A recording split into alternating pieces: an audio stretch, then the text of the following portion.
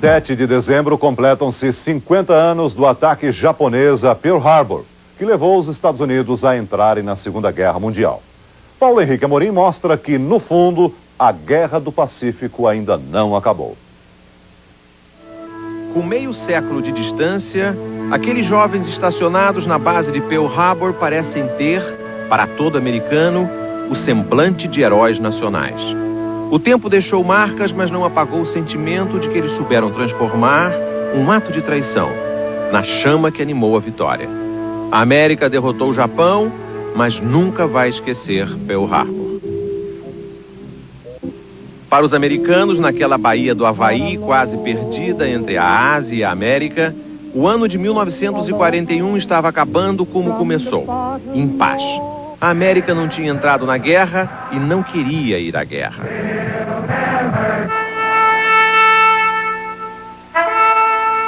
Mas do outro lado do Oceano Pacífico, o Japão se organizava para a guerra. O país inteiro se inclinava diante de uma força maior: crescer para fora do Japão. E para o imperador Hirohito, aquele sonho era a encarnação do seu império. Só os Estados Unidos tinham o poder de conter o Japão, o poder, mas não a vontade. O comandante em chefe da Força Naval Conjunta do Império Japonês, o almirante Yamamoto, sempre achou que a guerra com os Estados Unidos era inevitável.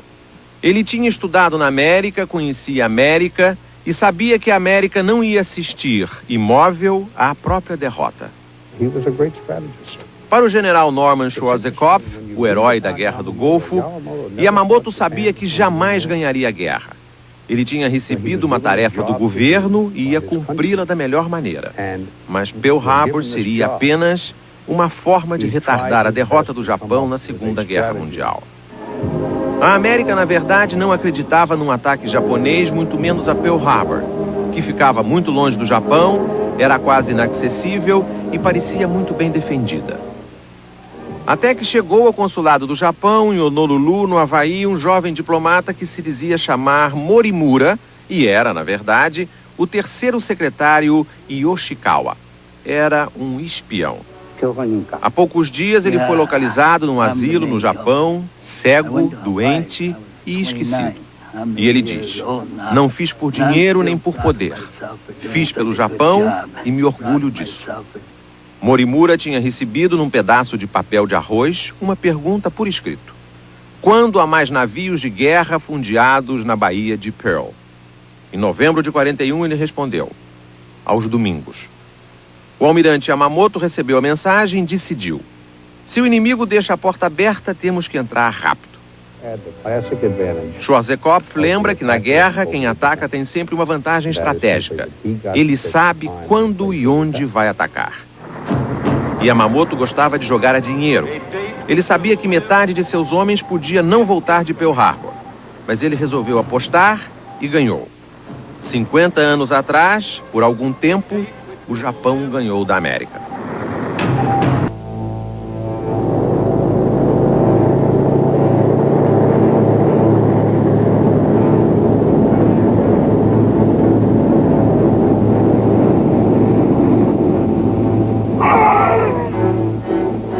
Às 5:50 da manhã do domingo 7 de dezembro de 1941, os porta-aviões japoneses estavam na posição pré-determinada. Ia começar a Operação Z, mas os ventos fortes e a chuva atrasaram os planos. Só às 6:10 os lendários aviões de combate Zero começam a decolar. São ondas sucessivas de bombardeiros que partem rumo ao Havaí. Às 7:15 da manhã inicia-se uma nova onda. Em 1h30, lembra Schwarzkopf, o homem que concebeu a decisiva campanha aérea contra o Iraque, Yamamoto lançou ao mar 350 aviões. Foi a mais rápida ofensiva aérea da história militar. Em Pearl Harbor, todas as estações de rádio ainda estavam fora do ar, menos a KGMB, com um programa de músicas românticas, pois os japoneses usaram o sinal dela para se orientar em direção ao alvo. Naquela manhã, a base de Pearl estava usando, ainda de forma experimental, uma nova engenhoca, o radar. O operador de plantão viu a tela cheia de pontos negros. Pensou que era um defeito, ele ainda não estava acostumado com a máquina. Mas ligou para o chefe.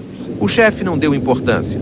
Devia ser uma esquadrilha americana a oeste, vindo dos Estados Unidos. 1 hora depois da decolagem, a leste, os aviões japoneses receberam a ordem de atacar. O inimigo tinha sido apanhado de surpresa. Tora, tora, tora.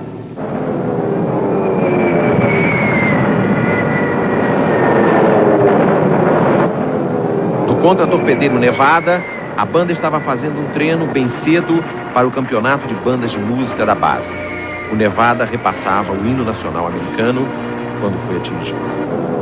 Às 8h50, uma bomba do tamanho de um carro Volkswagen atingiu o casco do Arizona. Entrou nos sistemas de munição e abastecimento de combustível e o navio inteiro explodiu. Toneladas e toneladas de munição, milhares e milhares de barris de petróleo, tudo explodiu ao mesmo tempo. O Arizona foi o maior feito japonês naquele ataque. Você não faz ideia do barulho, diz esse marujo sobrevivente. Eu podia ouvir o barulho ainda 2 semanas mais tarde. Aquilo era uma bola de fogo. Os que conseguiam sair pareciam um pedaço de lenha em chamas. Eu reconheci um amigo e toquei nele. A pele dele grudou na minha mão.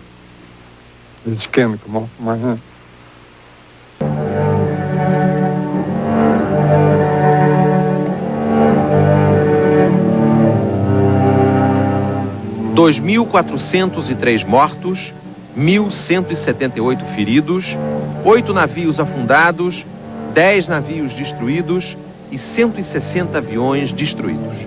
Esse foi o balanço de Pearl Harbor. Tudo isso sem que os Estados Unidos estivessem em guerra. Os jornais davam edições extra. Traição japonesa. No domingo à noite, as rádios ousaram interromper a transmissão do jogo de futebol americano do Giants, de Nova York, contra um time de Washington. Pearl Harbor, que ninguém sabia onde ficava, tinha sido atacada. Naquela noite mesmo, o presidente Franklin Roosevelt foi ao Congresso dizer que aquela data será sempre lembrada como uma infâmia. Os Estados Unidos foram obrigados a entrar na guerra. Jogaram bombas atômicas em Hiroshima e Nagasaki. E no dia 2 de setembro de 1945, os japoneses assinaram a rendição a bordo do coraçado Missouri, ancorado na Baía de Tóquio, diante do general Douglas MacArthur. Agora, ao se lembrar de Pearl Harbor, os americanos parece que estão sofrendo muito. Cada americano parece ver em cada japonês um almirante Yamamoto, eficiente, mas traiçoeiro. Essa guerra ainda não terminou. A date which will live in infamy.